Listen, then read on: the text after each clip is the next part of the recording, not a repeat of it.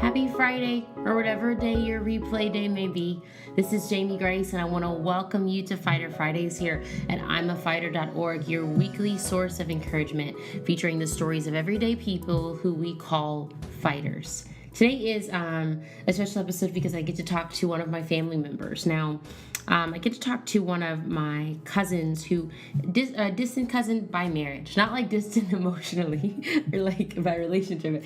Like she's not like my first or second cousin. I think she's like my third cousin. I don't know how this works, but she is awesome. Her name is Dee, and we're going to be talking to her about her son Eli.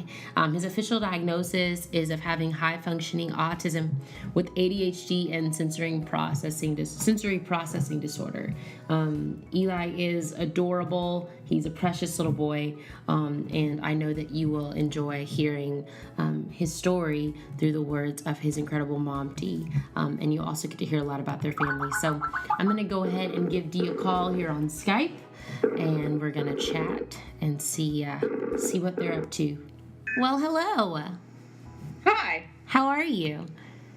I am great. Can you see me? I can. Can you see me as well? No. Oh, I think you just went away. Hold on. Oh, it might help if I turn my video on. That might help. I've heard a little bit about like turning on the camera is actually really helpful. So just a little bit. Yeah. Yeah, just a little bit. Awesome. Okay, I can see you. You can see me. Great. Well, how's your day going so far? It's going pretty well. It's my off day. Okay. Off work. Nice. But I'm full on mom mode. Yeah. Yeah. So speaking of mom mode, you have 3 awesome kids. Blake, Bella, and Eli. Yes. I know Bella is 10, even though, as I told you, in my brain, she's like 7. But how old are all 3 of the kids? Because I'm getting old, and I start forgetting how old everybody is, but how old are the kids? So Blake is 16. He'll be 17 in November. Bella will be 10 next month, and Eli just turned 6. Just turned 6. Yeah. So is that kindergarten, first grade for Eli? He is first grade. First grade. Oh my goodness. That's crazy.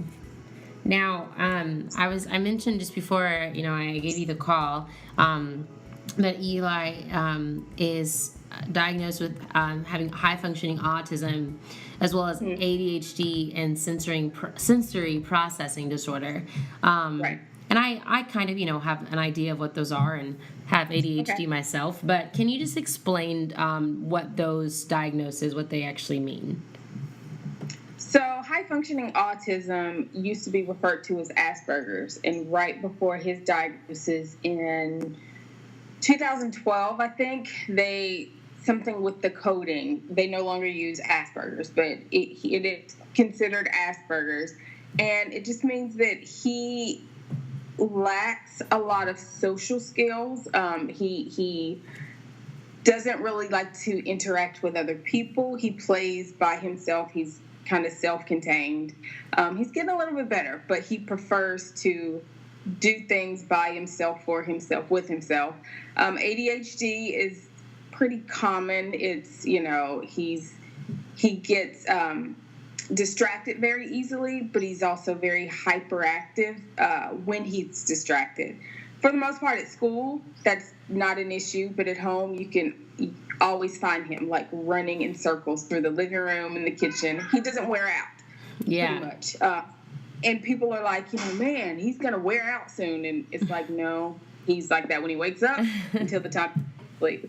And then sensory processing disorder pretty much means that he doesn't feel the way, I hate to say normal, but I prefer to call people neurotypical people feel, which is all of his senses. He's sensory seeking.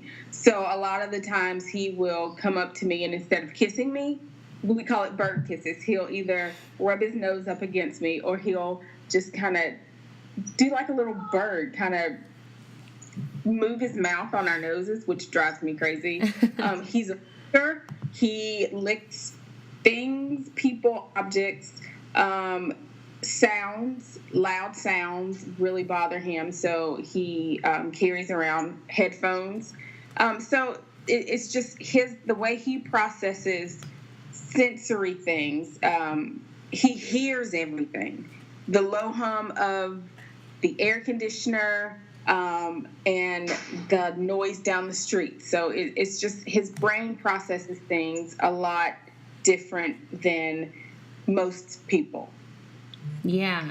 I've never had like any type of like formal diagnosis or test of any kind for sensory processing disorder, but I know that even with the conditions that I do have, that I've had issues with like sensory overload issues. I remember the first time I went to Times Square. Whoo.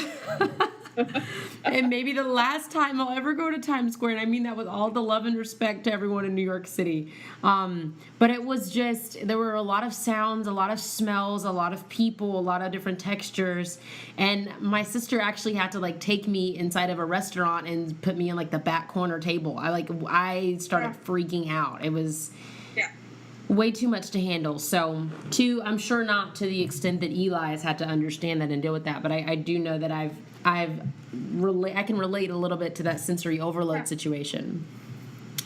And that happens with a lot of times. We avoid restaurants because people just aren't as understanding. They just see a kid that is acting out in their mind, and it's too much for him. The lights, the sound, just everything is way too much. Yeah, that's frustrating that people aren't always as understanding about it. And I think the thing is that a lot of times, I'm sure you might get to this place because for me, if especially when I was younger, if I were ticking in public or, with my mom's health, she can't always sit down. And, you see people looking and staring when you're making certain requests of the waiter or you're trying to accommodate. And sometimes I feel like I get to this point where I just wish I could pull someone over to the side and give them a 2-minute educational speech.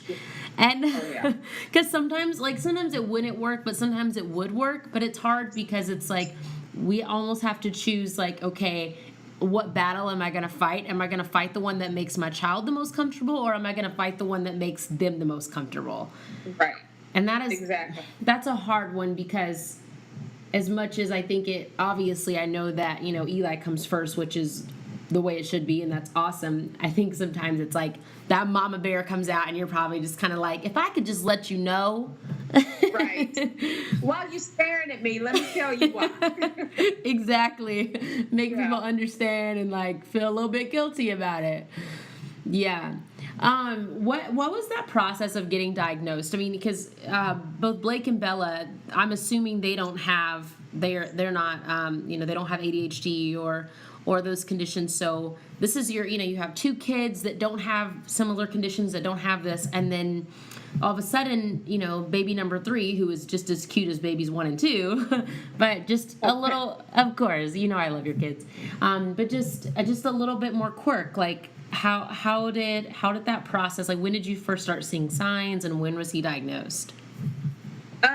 I first started seeing signs. It was August of 2012, and Eli's always been strong-willed.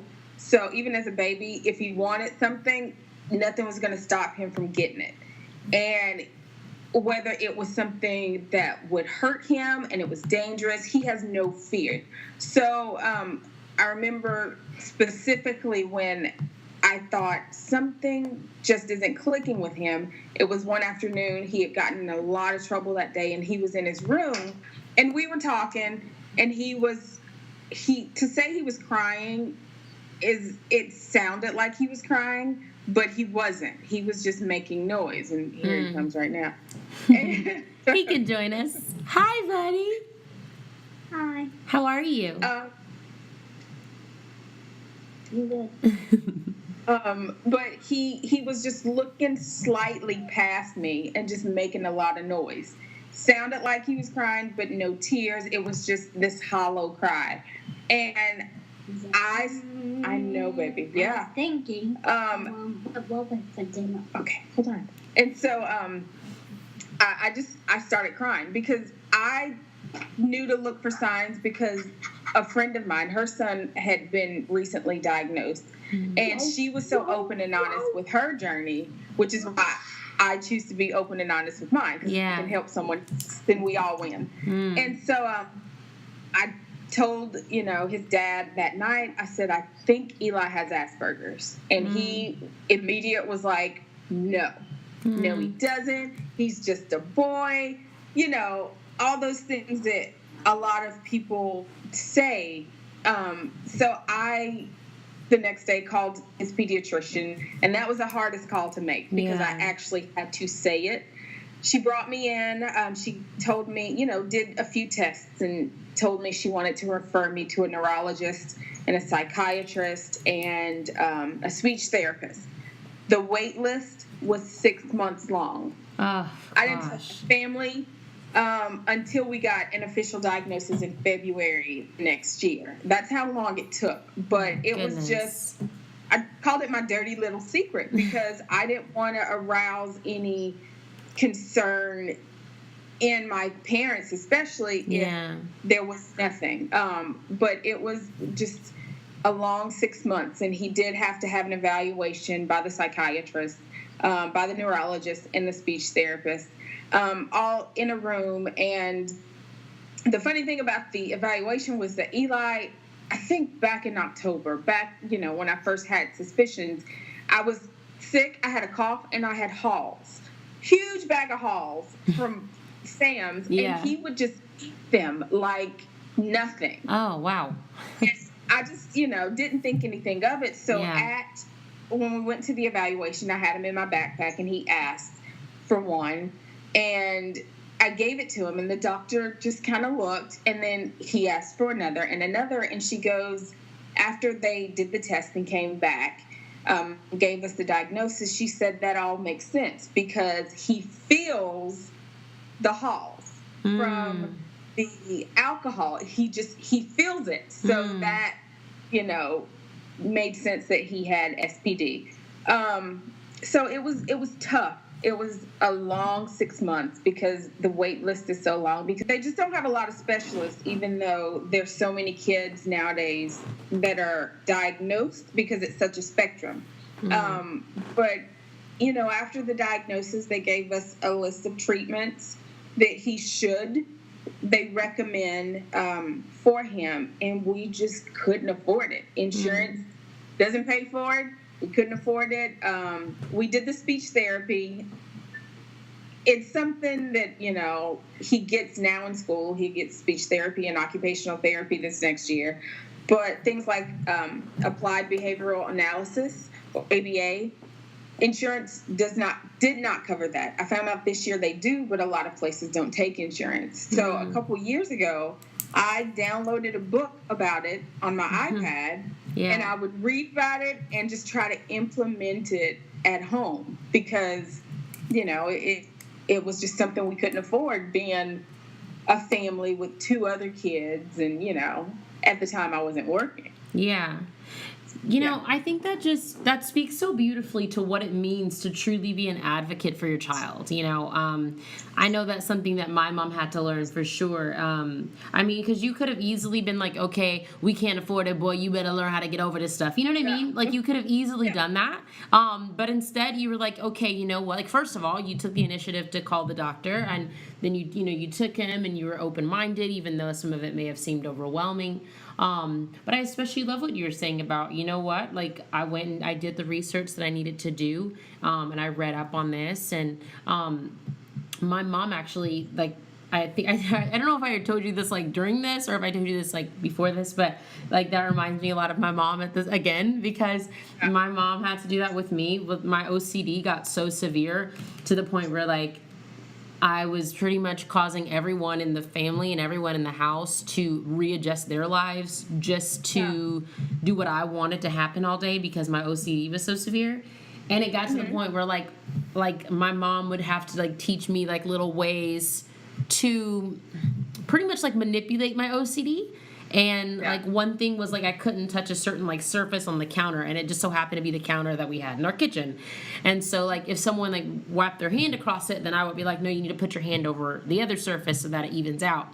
And my mom just kind of taught me like, okay, like you can do that, but you can't expect all of us not to touch the kitchen counter just because it drives you crazy. But I mean, I respect that so much. It takes a lot to become the advocate for your child and to take those next steps to make sure that they're getting the care that they need. Right. What was the journey like how old was he when he was diagnosed again? He was 2.5. 2.5. So Bella was 6, or about 6 or 7. That sounds about right. Yeah. I can't do the quick math. I know. I'm like over here writing down like doing subtraction.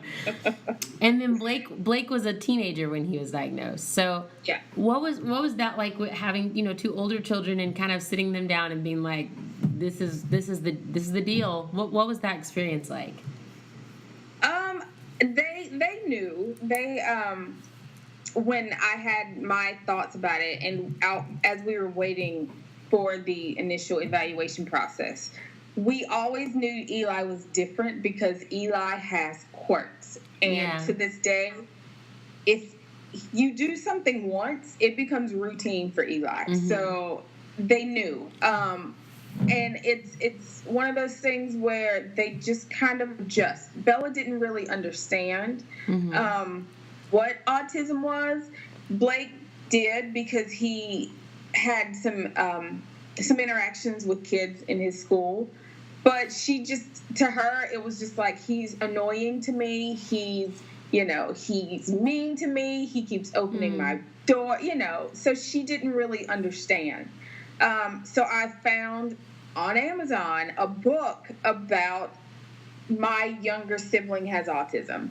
And just gave it to her. It was age appropriate. I don't know that she ever read it, quite honestly. Yeah. But she had it in case she needed something to look at and say, "Oh, this is like Eli. This is how we live." Mm-hmm. Blake and Eli always have their relationship has always been much different from Bella and Eli's, because with Blake's huge family on his dad's side, and here he only has sisters. So Eli is his only brother, and their relationship has... Give me a minute, please. Thank you. Their relationship has always just been like, they're the bros. Yeah. So Eli had this thing, and he still does. He will run down the hall to their bedrooms and fling open their bedroom doors. Blake would be like, "You coming in or you staying out? You make the decision." Bella, on the other hand, she would flip out. She'd scream. And so he thought, I can get Bella, so he does that. Blake, he'll be like, "You can come in, you can hang out." And then, he's just like, Blake's much different. Yeah. So they hang out a little bit more. Bella, him and Eli, or her and Eli, are starting to hang out more. And that started when Eli started pre-K 2 years ago, because they were at the same school. And she started, to see her little brother in school. And if he had problems at school, they would go get Bella or take him to Bella. And she just started to take care of him. So that changed about 2 years ago. Last year was the same. She would always see him in the hall.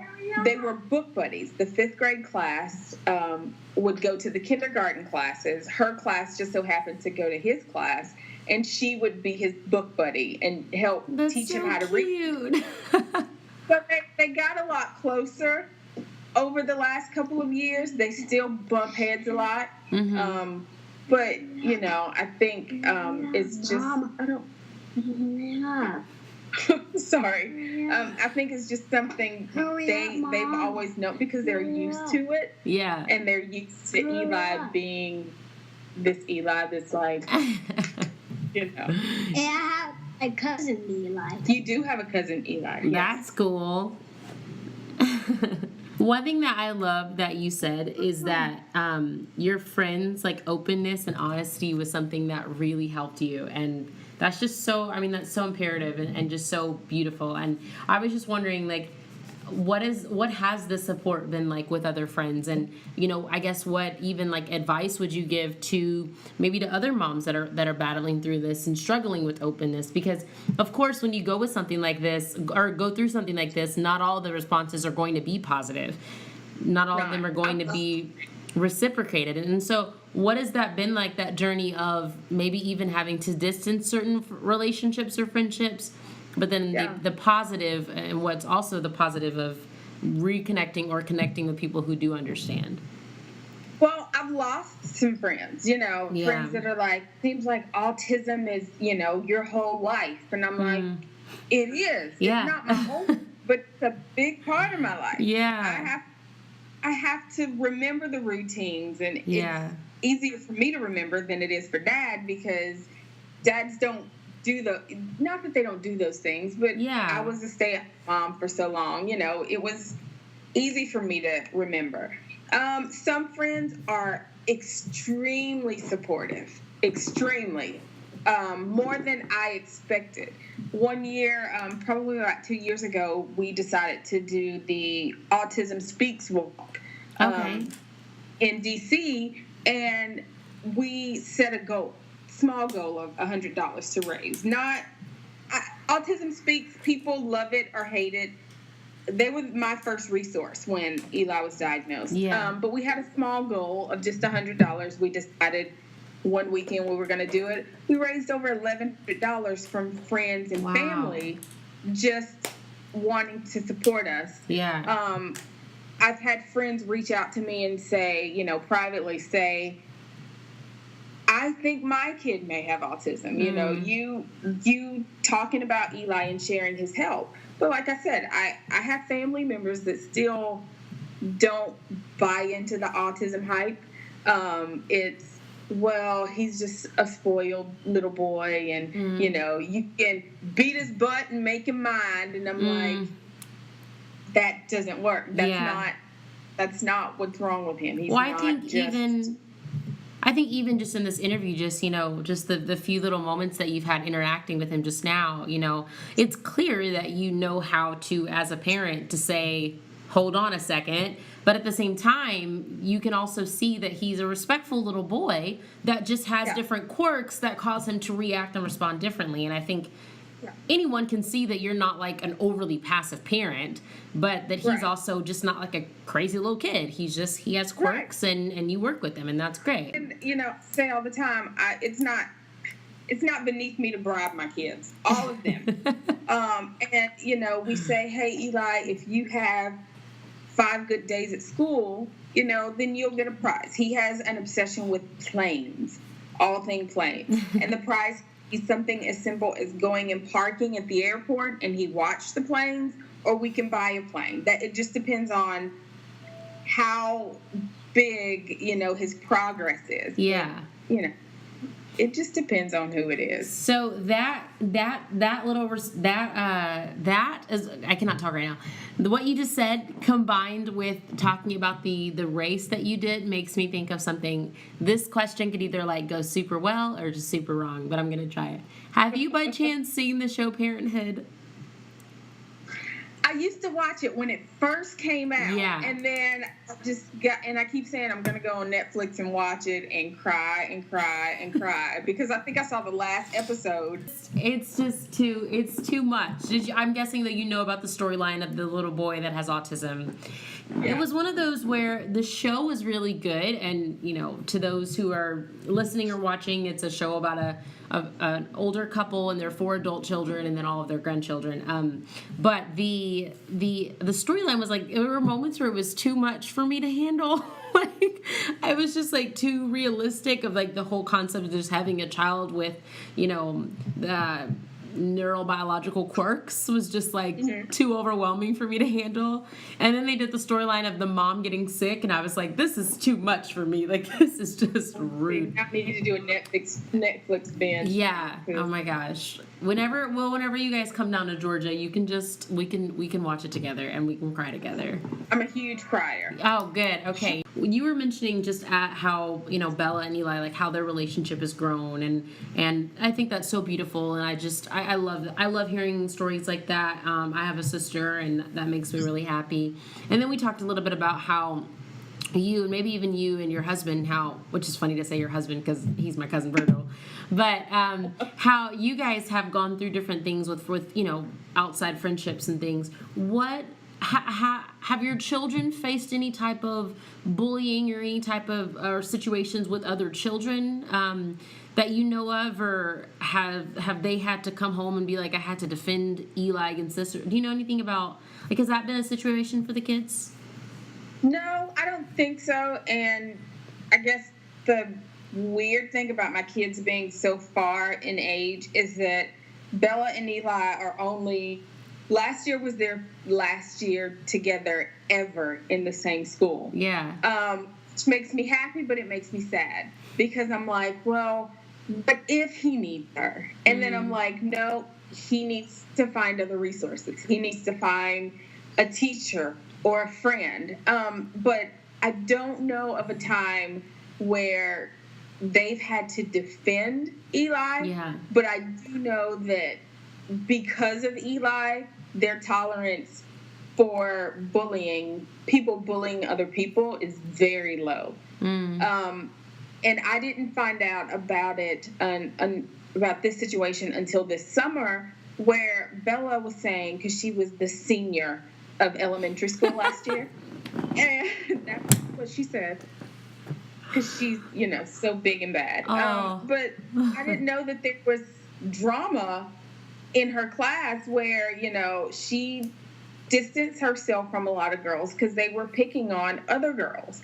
And she's like, that you don't pick on people, she stood up for other people. And I think it's because they're, as much as they will get on my nerves sometimes, and I threaten to put them out like I did this weekend, they are good kids. And I'm not saying that because they are. I when I see good kids, I applaud good kids because it's so rare, especially the area we live in and these days, that you find really good kids, and they are good kids. But I think that because they do have a little brother with it's a disability, that they feel the need to stand up for anybody, whether it's disability or race or religion. They don't tolerate a lot of things. Now they are Sour Patch Kids. They have their moments when they were rude this weekend. Blake was rude to me, and I was like, crying, but letting him know I don't appreciate it. You don't talk to me that way. But a little while later, he came back and he apologized and gave me a hug, and because he was feeling the pressures of what he and Eli had a little run-in earlier that day. So it takes a toll on all of us in this house.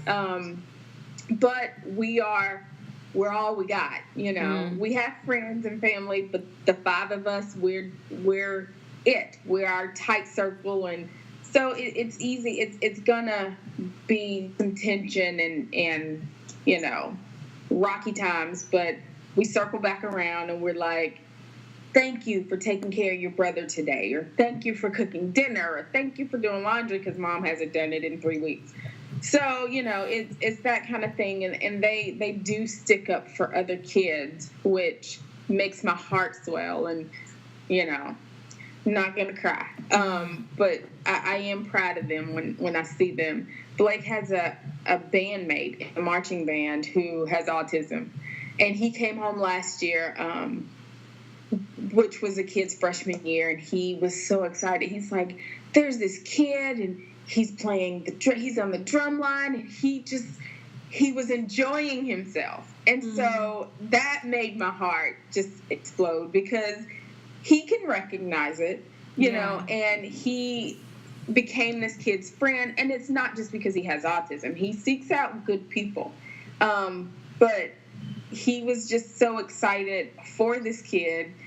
to be excited doing what he loves and just feeling the music. You know, Eli's the same way. He doesn't just play. He's been drumming since he was 2. He doesn't just play. He feels, you know, he'll sit in the car seat and he'll just, you know, feel the music. Yeah.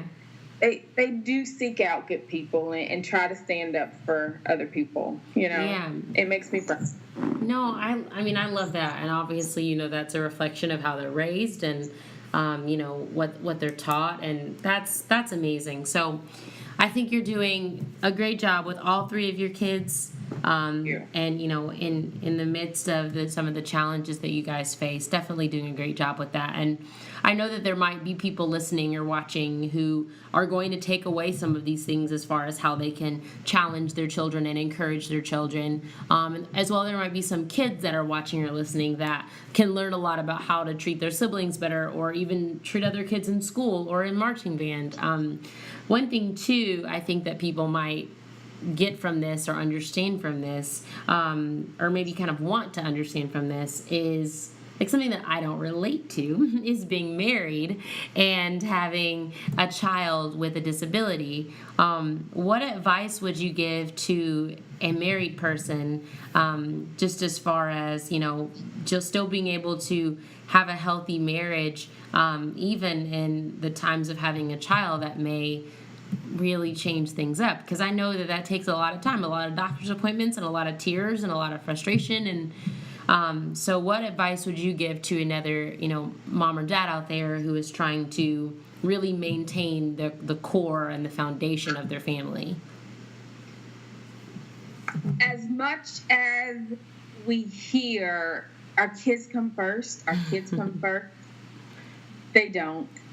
Biblically, my husband comes first. Yeah.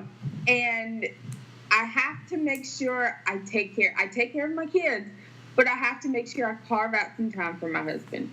I get in the rush of got to get the kids to school. I got to get, you know, kids to appointments. I have to go to dance, got to do this. But we have to carve out time for ourselves because it's so easy to push that other person away. And we did for a while, you know. It's like, sorry, I don't want to go to the movies. I am tired because I had doctor appointment ABC. Bella had dance, Blake had band, and sorry I didn't cook. You know, go pick something up on your way home. Yeah. But we try to remember that he's first and I'm first. And then our kids come, you know. And so we date. We still have date nights. We have date days sometimes. Yeah. You know, if I'm off and I'm like, hey, you know, can you get away for lunch? Go on lunch, you know, and have some time. And just talk, communicate, pray. That's the biggest thing, you know. It's even if we are separated and doing our own thing, I still have to pray for him. Yeah. He has to pray for me. If we can't get together and pray, we still have to pray for each other in our family.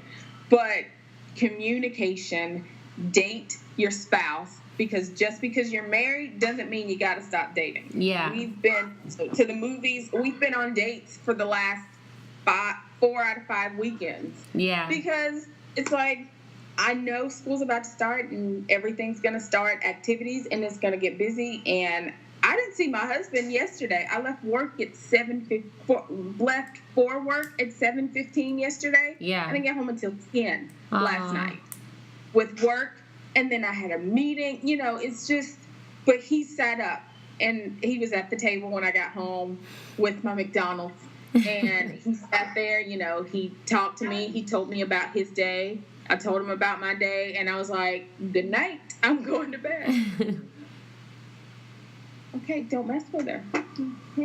You don't hate her. I do hate her because I want to get rid of her. We're not getting rid of the dog. Go apologize. No. Okay, ask her to apologize to you. The dog. Wait, he's going to apologize to the dog? He said he hates the dog. She's probably asleep in her bed, and he likes to get close, and yeah. For a quick second, like, I thought you were talking about Bella, No. And I was like, that's so sad. Like, that's such a strong phrase to your sister. But nope, it's two, dog. All of this has been so good, and even though it's super weird to hear about my cousin going on dates, like, it's super awesome because it's so, like, I mean, literally, I think my very first memory of Virgil was, like, I don't know how old I was, but was visiting his mom up in Tennessee, or I think it was Tennessee. Yeah. Yeah, I just remember I was really, really little, and she made us Frozens. Do you know what I'm talking about? Yeah. Or she put the juice in the cup, a little popsicle stick in it. Ooh, I'd never had sugar before. She was the first person to give me sugar. Gave a little child with ADHD some frozen sugar. Woo! I was a nut. And she works at, what is it, Planners or Mars? I think they're Mars now. Yeah. So she always has candy, gummy savers, whatever. So whenever we go, cool. it's like packing up bags for the kids, and I'm like, no. Oh my gosh. Get thrown out as soon as we get home. Yeah. Oh my goodness. She's hilarious. She's still the same. Yeah, so that's, like, I love her. And that is my first memory of being around Virgil. That was kind of what started me kind of meeting that part of my family, and clearly I'm really happy that I did. I would say as a final question, I would just wonder, what has been, because, you know, we've talked through some of the hardships and talked through some of the family dynamics and friendship dynamics, or lack of particular friendship dynamics and school dynamics, but what would you say has been either the greatest or some of the greatest, maybe some of the advantages or the advantage of embracing what makes Eli different? I think the greatest thing is just that he's not like all the rest of us in the house, but he is. Like, his quirks are his quirks, but he's still part of the Hutch Parham crew that, you know, we all have our quirks. And they talk about me, you know, when I turn up the TV, it has to be on a number divisible by 5. You know, it can only be like 25 or 30. If 30 is too loud, then it has to be an even number. We all have our quirks. Yeah. Everybody. So to see that he is a little bit different from the rest of us, but he is still the same as the rest of us, you know, that's one of the biggest things that we embrace, especially in my entire family, is that we're all different.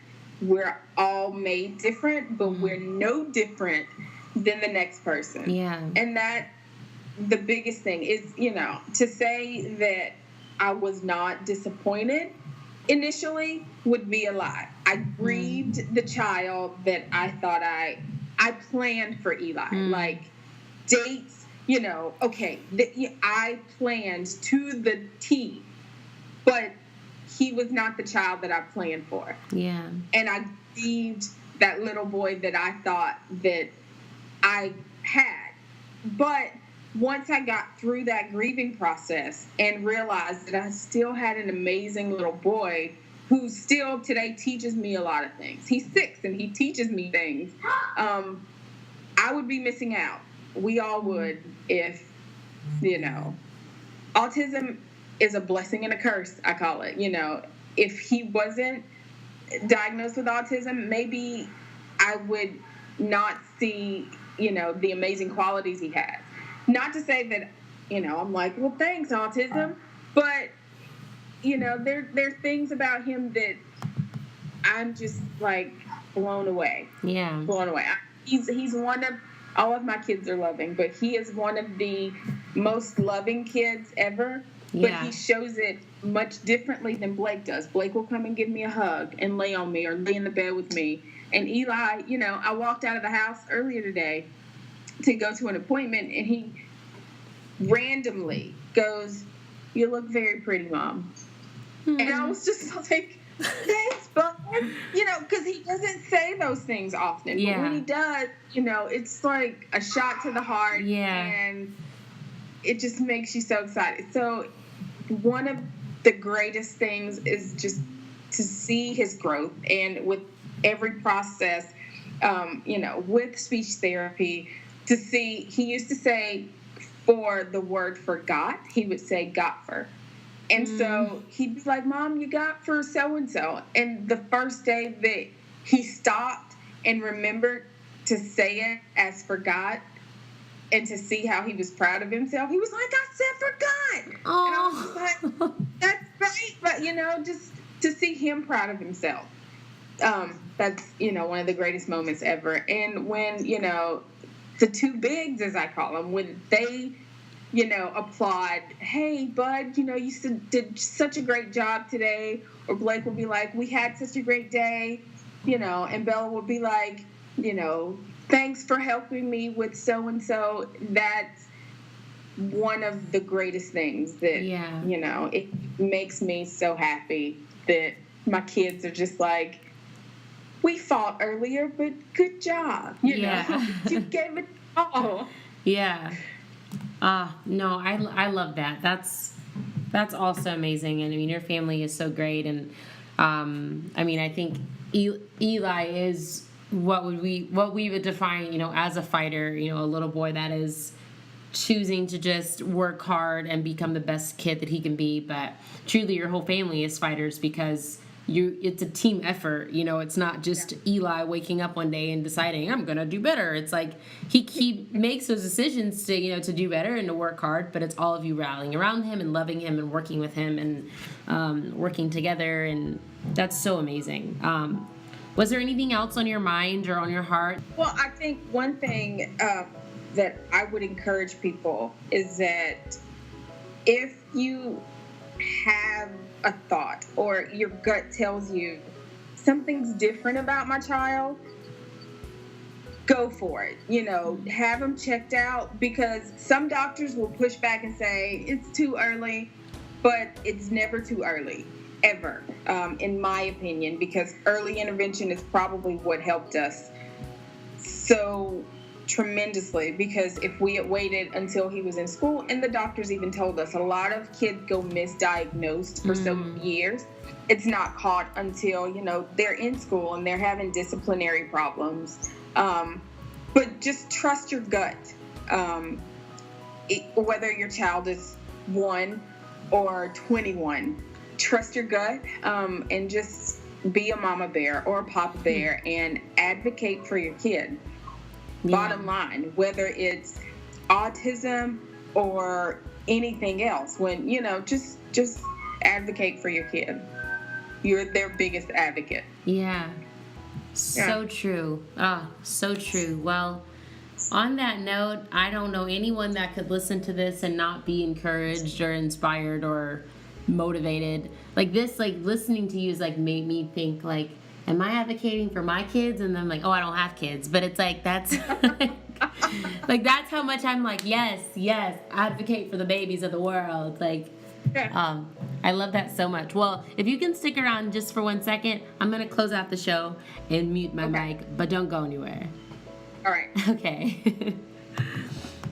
Wow, I loved that interview. I think I say that at the end of all of them. I'm like, oh, I loved that. It was so great. It was so amazing. But it was, and I'm inspired and encouraged, and I truly hope that you were inspired and encouraged as well. If you would like to get in touch with any of the families that I interview or any of the families that I communicate with, all you have to do is go to imafighter.org and just send us a message there, and we can pass your comments and your words of encouragement onto them.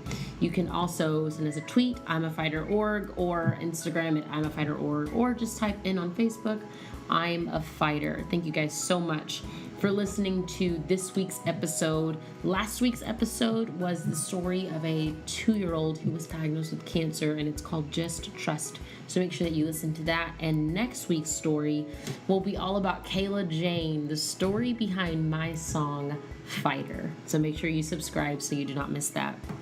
You may be listening via podcast or watching via video, but either way, I'm so grateful that you joined.